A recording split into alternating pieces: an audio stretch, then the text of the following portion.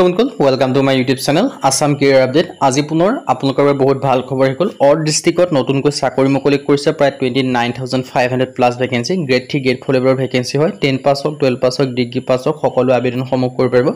অসমৰ সকলোৰে মানে চাকৰি আছে মানে অসমৰ সকলো কেন্দ্ৰীয় ভ্যাকেন্সি খিনি ক্ষেত্ৰত আবেদন সমূহ কৰি লব পাৰিব। ক'ৰ পৰা ভ্যাকেন্সি খিনি আছে লগতে কেনেদৰে আবেদন সমূহ কৰিব পাৰিব, কোনটো বৰৰ ক্ষেত্ৰত কিমানকৈ এজ ক্ৰাইটেৰিয়া আছে, কোৱালিফিকেশন আছে, সিলেকশন প্ৰসিডিউৰ কি হয়, সকলোখিনি কথা এই ভিডিঅ' যোগে আলোচনা কৰা হ'ব। সো যদি ভিডিঅ'টো ভাল পায় ভিডিঅ' লাইক কৰিব পাৰে, লগৰ চেনেলটো সাবস্ক্ৰাইব কৰি দিব এনেকুৱা ভিডিঅ'সমূহ প্ৰতিদিনে পাই থাকিব আৰু আমাৰ WhatsApp চেনেল লিংক ভিডিঅ' ডেসক্ৰিপচনত দিয়া আছে, তাত গৈ ফলোটো কৰক, তেতিয়া আপোনালোকে ডেইলি জবৰ আপডেটসমূহ পাই থাকিব পাৰিব।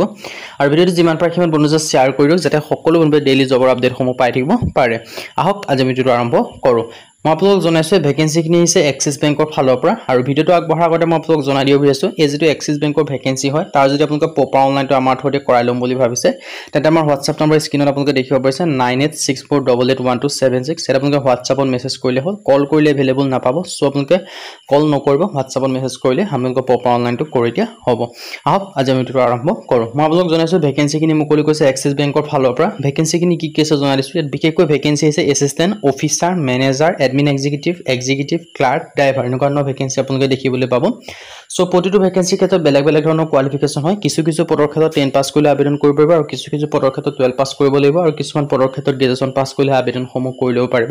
টোটেল পোষ্টটো ভেৰিয়াছ আছে, কিমান পোষ্ট আছে দিয়া নাই, প্ৰায় 29000 সামথিং ভ্যাকেন্সি আপোনালোকে আহিছে বুলি ধৰিব পাৰে। আৰু এপ্লাই মোডটো মই জনাই দিয়া হৈছো, এপ্লাই মোডটো আপোনালোকে অনলাইন যোগেহে কৰিব পাৰিব। সো আপোনালোকে অনলাইন যোগে কৰিব লাগিব। সো যদি ইন্টাৰেস্টেড হয়, এলিজিবল হয়, আবেদনসমূহ কৰিব পাৰিব। যদি আপোনালোকৰ অৰ্হতা মিনিমাম 10 পাস কৰিছে তেতিয়াও আবেদনসমূহ কৰি ল'ব পাৰিব। আৰু এক্সিছ বেংকৰ ফালৰ পৰা ডাঙৰ ৰিক্ৰুটমেন্ট আপোনালোকৰ বাবে মুকলি কৰি দিছে। আৰু সিলেকশন প্ৰসেছটো কৈ দিছো। ইয়াৰ পিছত যেতিয়া আপোনালোকে এপ্লাই কৰিব, এপ্লাই কৰাৰ পিছত শৰ্ট লিষ্টেড হয় তেতিয়া আপোনালোকৰ ইন্টাৰভিউৰ কাৰণে মেইল আহিব আৰু ইন্টাৰভিউ পাস কৰিলে ফাইনেল আপোনালোকে সিলেকশনসমূহ লাভ কৰিব পাৰিব। তাৰ পিছত ডকুমেন্ট ভেৰিফিকেশন হ'ব। এইটো প্ৰসেছত আপোনালোকৰ সিলেকশনসমূহ কৰা হ'ব বুলি তেওঁলোকে এডভাৰটাইজমেন্টৰ উল্লেখ কৰি দিছে এক্সিছ বেংকৰ ফালৰ পৰা।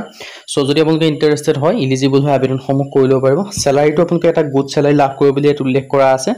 সো যদি আপোনালোকে ইন্টাৰেস্টেড হয়, যদি আপোনালোকে আবেদনসমূহ কৰিম বুলি ভাবি আছে তেন্তে ভ্যাকেন্সি খিনি ক্ষেত্ৰত আবেদনসমূহ কৰি ল'ব পাৰিব। আৰু ডিটেইলছ খিনি মই আপোনালোকক জনাইছো এক্সিছ বেংকৰ ফালৰ পৰা ভ্যাকেন্সি খিনি মুকলি কৰি দিছে। আৰু ইয়াৰ কাৰণে মিনিমাম অৰ্হতাটো কৈছে 10 পাছৰ পৰা আবেদনসমূহ কৰি ল'ব পাৰিব। আৰু বয়সৰ সময়সীমাৰ ক্ষেত্ৰত মিনিমাম এজ 18 বছৰ, ম্যাক্সিমামটো উল্লেখ কৰা নাই, কিন্তু আপোনালোকে এজ ৰিলেক্সনসমূহ লাভ কৰিব পাৰিব। SC ST ক্ষেত্ৰত 5 বছৰৰ ৰিলেক্সনসমূহ লাভ কৰিব, OBC ক্ষেত্ৰত 3 বছৰকৈ লাভ কৰিব, PWBD ক্ষেত্ৰত 10 বছৰ পৰ্যন্ত এজ ৰিলেক্সনসমূহ লাভ কৰিব পাৰিব। সো যদি আপোনালোকে ইন্টাৰেস্টেড হয়, যদি আপোনালোকে আবেদনসমূহ কৰিম বুলি ভাবি আছে তেন্তে আবেদনসমূহ কৰি ল'ব পাৰিব এই ভ্যাকেন্সি খিনি ক্ষেত্ৰত। যেটো এটা ডাঙৰ সুযোগ আপোনালোকৰ বাবে মুকলি কৰিছে। সো সুযোগ আৰু সুবিধাটো গ্ৰহণ কৰি আপোনালোকে আবেদনসমূহ কৰিব বুলি ভাবিলে কৰি ল'ব পাৰিব। আৰু এপ্লিকেশন ফিছৰ ক্ষেত্ৰত জেনেৰেল অফিচৰ কোনো এপ্লিকেশন ফিছ নাই, SC ST কোনো এপ্লিকেশন ফিছ নাই। সো সকলোৱে ফ্ৰী হয়। So of course free. যদি আপোনালোকে আবেদনসমূহ যে কৰিম বুলি ভাবিছে আবেদনসমূহ কৰি ল'ব পাৰিব। আৰু ভ্যাকেন্সি খিনি কথা কৈছোৱে 10 পাছৰ পৰা গ্ৰেজুৱেচন লেভেললৈকে আছে, ক্লাৰ্ক, MTS এনেকুৱা ধৰণৰ ভ্যাকেন্সিসমূহ আপোনালোকে দেখিবলৈ পাব। আৰু এখনে আপোনালোকৰ এডভাৰটাইজমেন্ট আৰু অফিচিয়েল এডভাৰটাইজমেন্ট এক্সিছ বেংকৰ ফালৰ পৰা আহিছে। আৰু ডিটেইলছ খিনি মই জনাই দিছোৱে।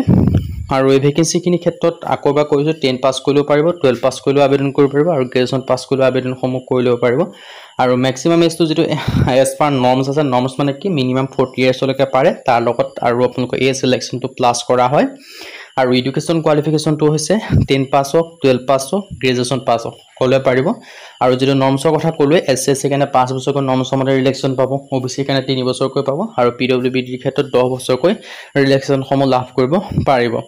আৰু আবেদনসমূহ কৰিবলৈ 10 পাছৰ আপোনালোকৰ যেটো মাৰ্কশিট বা সাৰ্টিফিকেট প্ৰয়োজন হ'ব, 12 পাছৰ ক্ষেত্ৰটো সেমে হয় আৰু গ্ৰেজুৱেচনৰ ক্ষেত্ৰটো সেমে হয়। সো যিকোনো এটা যে আছে তেতিয়া আপোনালোকে আবেদনসমূহ কৰিব পাৰিব। সো যদি ইন্টাৰেস্টেড হয়, যদি আপোনালোকে আবেদনসমূহ কৰিম বুলি ভাবিছে কৰি ল'ব পাৰিব। ইম্পৰ্টেন্ট ডকুমেন্টছৰ ক্ষেত্ৰত মই জনাই দিছো, আধাৰ কাৰ্ড লাগিব, 10 ক্লাছৰ সাৰ্টিফিকেট বা মাৰ্কশিট লাগিব, ৰেজিষ্টাৰ্ড মোবাইল নম্বৰ লাগিব, ইমেইল আইডি লাগিব, পাছপোৰ্ট সাইজ ফটোগ্ৰাফ লাগিব, সিগনেচাৰ লাগিব, কাষ্ট সাৰ্টিফিকেট লাগিব। কাষ্ট সাৰ্টিফিকেট সকলোৰ ক্ষেত্ৰত নালাগে, যিখিনি ফৰ এক্সাম্পল জেনেৰেলৰ কাৰণে কোনো কাষ্ট সাৰ্টিফিকেট নাথাকে তেওঁলোকৰ কাৰণে নালাগে, বাকি কাষ্ট হলে লাগিব। কিছু পদৰ ক্ষেত্ৰত লাগে, কিছু পদৰ ক্ষেত্ৰত নালাগে। সো এইখিনি ডকুমেন্টছ হলে আপোনালোকে আবেদনসমূহ কৰিব পাৰিব। আৰু আবেদনসমূহ কৰিবলৈ আপোনালোকৰ এডভাৰটাইজমেন্ট আৰু এপ্লাই লিংকটো ভিডিও ডেসক্ৰিপচনত দিয়া আছে। এডভাৰটাইজমেন্ট আৰু এপ্লাই লিংকটো তাত গৈ ভালদৰে ভিজিট কৰি মেলি আবেদনসমূহ কৰিব যদি আপোনালোকে নিজে কৰিম বুলি ভাবিছে। আৰু যদি আপোনালোকে নিজে কৰিব নোৱাৰে আমাৰ থ্ৰুতে কৰাম বুলি ভাবিলে আমাৰ WhatsApp নম্বৰ স্ক্ৰিনত দিয়া আছে 9864881276 WhatsAppত মেছেজ কৰিব হাই বুলি, আমি আপোনাক পপা অনলাইনটো কৰি দিয়া হ'ব। কিন্তু কল নকৰিব, কল কৰিলে এভেইলেবল নাপাব। নাপাব সো আজি ভিডিও মানে যদি ভিডিও ভাল লাইক কৰিব লগৰ চেনেলটো সাবস্ক্ৰাইব কৰিব এনেকুৱা ভিডিওসমূহ প্ৰতিদিনে পাই থবে আৰু আমাৰ WhatsApp চেনেলে ভিডিও ডেসক্ৰিপচনত দিয়া আছে তাত গৈ ফলোটো কৰি দিব আজিলৈকে ভিডিওত লগ পাম